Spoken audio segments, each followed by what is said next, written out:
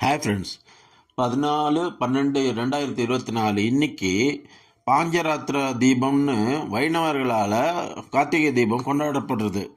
பாஞ்சராத்திரம்னா என்ன?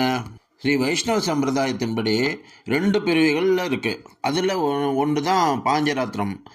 5 இரவுகளில் திருமாலால் அருளப்பட்டதாக கருதப்படுறது இந்த பாஞ்சராத்திர நெறி ஆகும். இதனை வேதத்துக்கு இணையாக கருதினார் ராமானுஜர். இன்னொரு பிரிவு வைகானச ஆகமம். இந்த வைகானச ஆகம விதிகள் வைகானச பிராமணர்களையே முக்கிய சடங்குகளில் அனுமதிக்கின்றன. பாஞ்சராத்திர ஆகம விதிகள் தீட்சை பெற்றுக்கொண்டவர்களையும் கோயில் பூஜைகளில் அனுமதிக்கின்றன. திரு இலச்சினை முதலியான பஞ்ச சம்ஸ்கார தீட்சை பெற்ற பிராமணர் அல்லாதவர்களையும் சில கோயில்களில் பணிபுரிய ஈடுபட அனுமதிக்கிறது. கிராமப்புற கோயிலில் பார்த்திங்கன்னா ஸ்ரீ வைஷ்ணவ சம்பிரதாயத்தை கடைபிடிக்கும் இதர சமூகத்தை சேர்ந்தவர்களும் இன்றைக்கும் பூஜைங்க செஞ்சுட்டு வராங்க. பாஞ்சராத்திர முறையில் மந்திரங்களுடன் தந்திரங்களும் முத்திரைகளும் கிரியைகளில் முக்கிய இடம் பெறுகின்றன. வழிபாட்டின் போது தூப தீபங்கள் காட்டுவதிலும் வரிசை முறை மாறுபடுகின்றது. திவ்ய பிரபந்தத்தில் வைணவ தீட்சையான திரு இலச்சினை முக்கியமாக வலியுறுத்தப்படுகிறது. நின் கோயிற் பொறியாலே ஒன்றுண்டு என்று பெரியார் பாட காணலாம். ஆகையினால 4000 திவ்ய பிரபந்தங்கள் பாஞ்சராத்திர நெறியினை ஏற்றுக்கொண்டுள்ளது. வைகானசன்றது இன்னொரு பிரிவான வைணவத்தில் இருக்கிற இன்னொரு பிரிவான தொன்று தொட்டு ஈடுபடுற ஒரு ஆகம நெறிமுறை. விகனச முனிவர்ன்றவர் இந்த வைகானச ஆகம முறையை நிறுவினார்னு நம்பப்படுறது. இந்த ஆகம முறையை பின்பற்றுவவர்கள்லாம் வைகானசர்கள்னு கூப்பிடுறாங்க.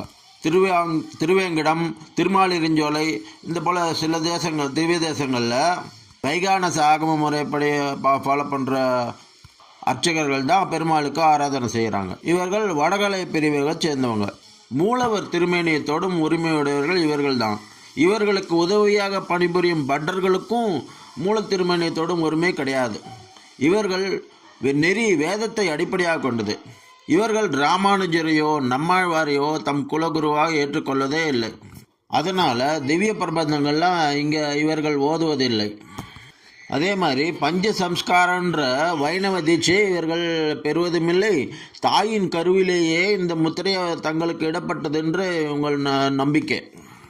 பரத்துவம் அதாவது வைகுண்டத்தில் உள்ள நிலை, வியூகம் பார்க்கடலில் உள்ள நிலை, விபவம் அவதார நிலை, அந்தர்யாமி உயிரில் கலந்து நிற்கும் நிலை, அர்ச்சை கோவில்களில் குடிகொண்டுள்ள திருவுருவ நிலை என்னும் வழிபாட்டு வைகுண்ட நிலைகளில் அச்சாவதாரத்தையே, அதாவது கண்ணுக்கு புலனாகும் பொருள்களால் செய்யப்பெற்று கோயில்களில் வழிபடப்பெறும் திருமேனிகளை வணங்குவதையே வைகானசர் பின்பற்றுகின்றனர். பிற நெறிகளை அவர்கள் ஏற்பதே இல்லை. ஆழ்வார்கள் ஆச்சாரியர்கள் காலத்தில் உருவான கொள்கைகளை அவர்கள் ஏற்றுக்கொள்ள மறுப்பதால் ஆழ்வார்கள் காலத்திற்கு முன்பே வைகானசர் தமிழ்நாட்டு கோயில்களில் பணியாளராக நிலை பெற்றிருக்க வேண்டும் என்று ஆய்வாளர்கள் கருதுகின்றனர். எனவே தமிழ் நிலத்து நெறிகளில் காலூன்றாமல் தங்களது தனித்தன்மையினை காப்பவர்களாக இவர்கள் உள்ளனர். இவர்கள் வடமொழி வேதங்களை மட்டுமே ஏற்றுக்கொள்வதற்கும் அதுவே காரணமாக இருக்க வேண்டும் என்பது அறிஞர்களின் முடிவாகும். மகாவிஷ்ணு ஜோதி வடிவமாக தோன்றி உலகத்தை காத்த தினத்தையே விஷ்ணு கார்த்திகை என வைணவர்கள் கொண்டாடுகிறார்கள்.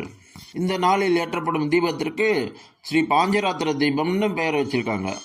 கார்த்திகை மாதம் பௌர்ணமி தினத்திற்கு முந்தைய நாள் பரணி தீபமும், 2ஆம் நாள் திருக்கார்த்திகை நாளில் மகா தீபமும், 3ஆம் நாள் பௌர்ணமி திதியில் வரும் கார்த்திகை நட்சத்திரம் என்று பாஞ்சராத்திர தீபமும் ஏற்றப்படுவது வழக்கம். சில ஆண்டுகள் திருக்கார்த்திகை தீபத்திருநாள் அன்று பௌர்ணமி மற்றும் கார்த்திகை நட்சத்திரம் இணையும் சமயத்தில் பாஞ்சராத்திர தீபமும் ஏற்றப்படும். இதற்கு ஒரு தனி கதையும் சொல்லப்படுறது. ஒருமுறை பிரம்மதேவர் சரஸ்வதி தேவிக்கு தெரியாமல் யாகம் ஒன்றை நடத்தினார். இதை அறிந்து கோபமடைந்த சரஸ்வதி தேவி அரக்கன் ஒருவனை ஏவி யாகத்தை தடுக்க முயற்சி செஞ்சாங்க. அரக்கனும் யாகத்திற்கு இடையூறு செய்ய உலகம் முழுவதும் இருளாக்கினான். அதனால் கலக்கமடைஞ்ச பிரம்மதேவர் மகாவிஷ்ணுவிடம் போய் சரணடைஞ்சார். மகாவிஷ்ணு ஒரு ஜோதி வடிவமாக தோன்றி உலகின் இருளை போக்கியதுடன் அந்த அரக்கனையும் வதம் செஞ்சார். மகாவிஷ்ணு ஜோதி வடிவமாக தோன்றிய இந்த உலகத்தை காத்த தினத்தை தான் விஷ்ணு கார்த்திகைன்னு வைணவர்கள் கொண்டாடுகிறார்கள். இந்த நாளில் ஏற்றப்படும் தீபத்திற்கு ஸ்ரீ பாஞ்சராத்திர தீபம் என்று பெயர்.